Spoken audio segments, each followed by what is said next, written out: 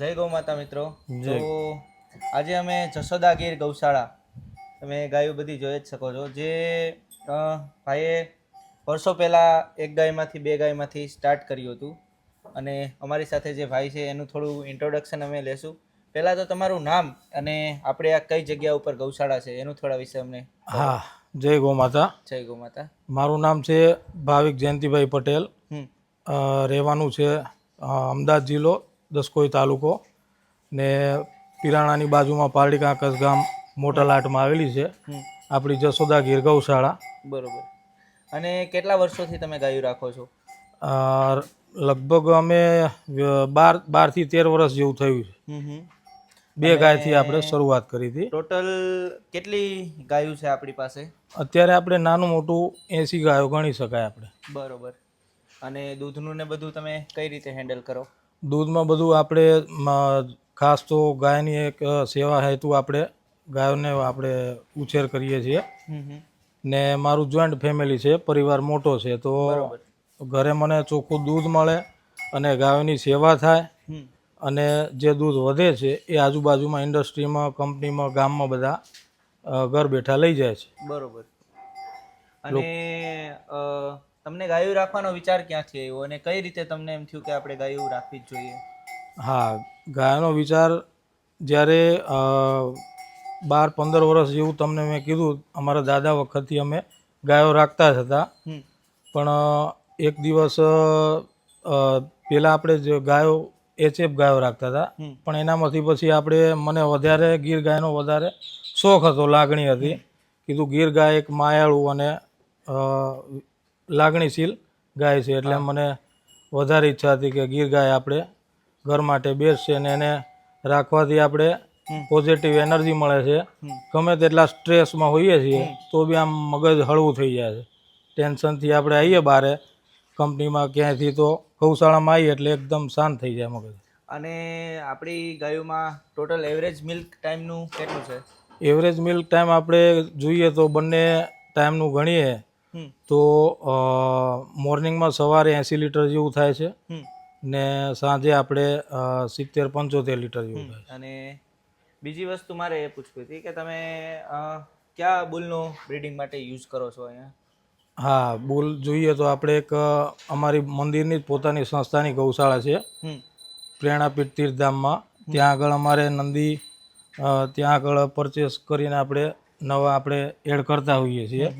એમાં અત્યારે હાલમાં આપણે આગળ નંદી છે જ, જોઈએ આપણે. અને આ એક ગાય છે, એના વિશે થોડું અમને કહો. આ ગાય છે આપણે કાનકુંવારી છે. આ એને જન્મથી એને કોઈ બચ્ચાનો કોઈ જન્મ નથી આપ્યો, એનું ગર્ભાશય નાનું છે. બરોબર. એટલે એ કાનકુંવારી ગાય આપણે વાડામાં એક છે. બરોબર. તો ભાગ્યશાળી 1000 ગાયોમાંથી એક ગાય આવી મળતી હોય છે, તો આપણા વાડામાં એક કાનકુંવારી ગાય આપણી છે. અને તમારો જે નંદી મહારાજ છે એના વિશે થોડું અમને કહો. નંદી મહારાજ આપણે ભાવનગર બીડથી લાયેલા છે, સંસ્થામાંથી જ આપણે પિરાણા તીર્થધામ મંદિરમાંથી, ને ત્યાંથી આપણે અહીંયા આપણી ગૌશાળામાં ચાલે છે રનિંગમાં. એવરેજ આની મધરનું મિલ્ક ને બધું? મધરનું મિલ્ક બંને ટાઈમનું જોઈએ તો 22 લીટર જેવું જણાય છે. બરોબર. ને આગળ તો વધારે એ મધરનો ટ્રેક રેકોર્ડ છે સંસ્થામાં, આપણા મંદિરમાં મળી જાય. અને તમે જોઈ શકો છો મિત્રો કે વ્હાઇટ કલરમાં અત્યારે જે ટ્રેન્ડિંગમાં જે કલર ચાલે છે એ કલરમાં પૂરો બુલ છે. અને સિંગ પેટર્ન ને કાન ને એનું જે માથું હેડ, જે ગીરના પૂરા બધા બ્રીડ હોવા જોઈએ એ બ્રીડમાં સંપૂર્ણ રીતે પૂરો નંદી મહારાજ છે. અને આ બાજુ જોઈ તો બધી ગાયોને જે વાછડીયું તૈયાર કરી છે. હવે મારે તમને પ્રશ્ન બીજો એ પૂછવો હતો કે આ બધાનું બધા એમ કહે છે કે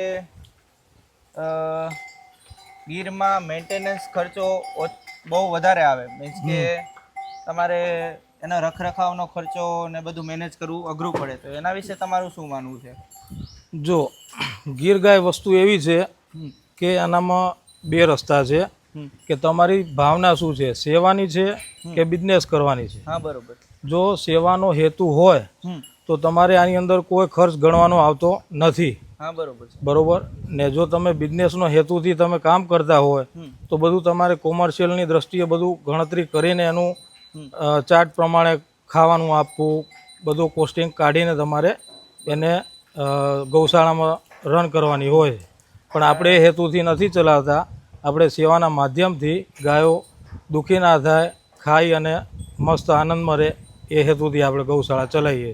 બરોબર છે. અને બીજી વસ્તુ મારે હજી એક જાણવી હતી તમારી પાસેથી. તમારા હિસાબેથી જે મહત્તમ ગાયનું દૂધ તમે કેટલું જોયેલું છે ગીર ગાયમાં?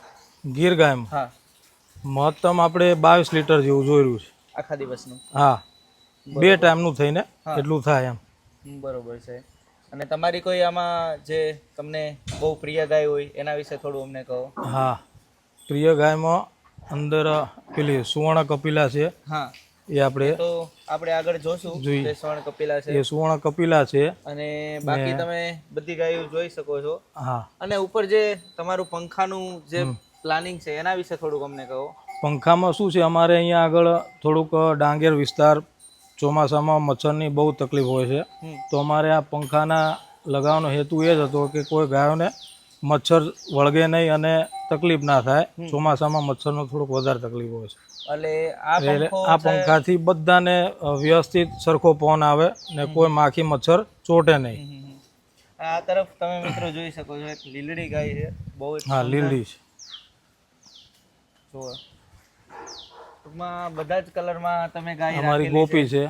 પાછળ પણ એક લીલડી છે, એમની માં છે, એમની મધર છે. બરોબર, આ ગાયની જ મધર છે એમ ને? હા, એમનું બી દૂધ બંને ટાઈમનું 12 થી 15 લીટર દૂધ થઈ જાય. આમાં તમે ગાય કઈ રીતે સ્ટાર્ટમાં કરેલી અને ખરીદી કઈ રીતે કરી અને પછી તમે એમાંથી કેટલા બચ્ચાનો ઉછેર કરીને આગળ આવ્યા? હા, શરૂઆતમાં અમે ગાયો 2 ગાયથી જ આપણે પ્લાનિંગ, મતલબ ઘરની પોતાની જ હતી ગાયો.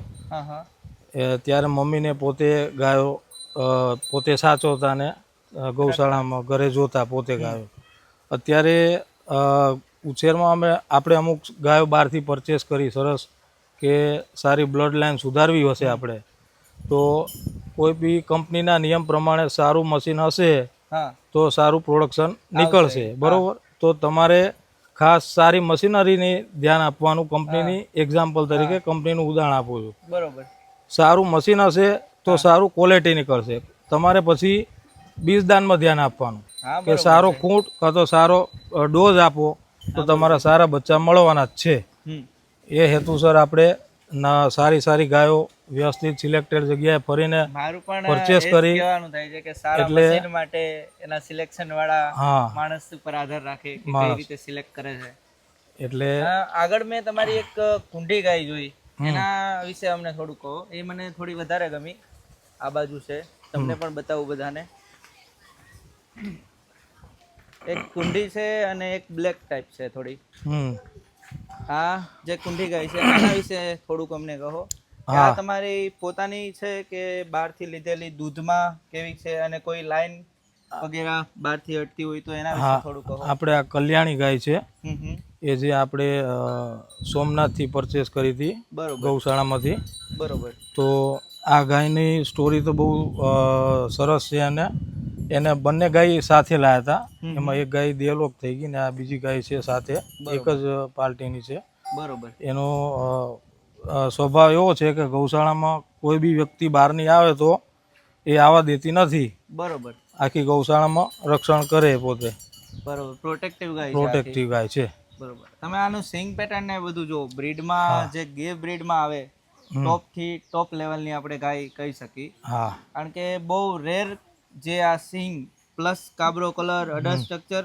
દૂધમાં કેવી છે ગાય આપણે? દૂધમાં બી સરસ છે. એક ટાઈમ 6-7 લીટર જેવું છે. બરોબર. એક ટાઈમ 4 થી 5 લીટર છે. તો અહીં ત્યારે કેટલું દૂધ આપે?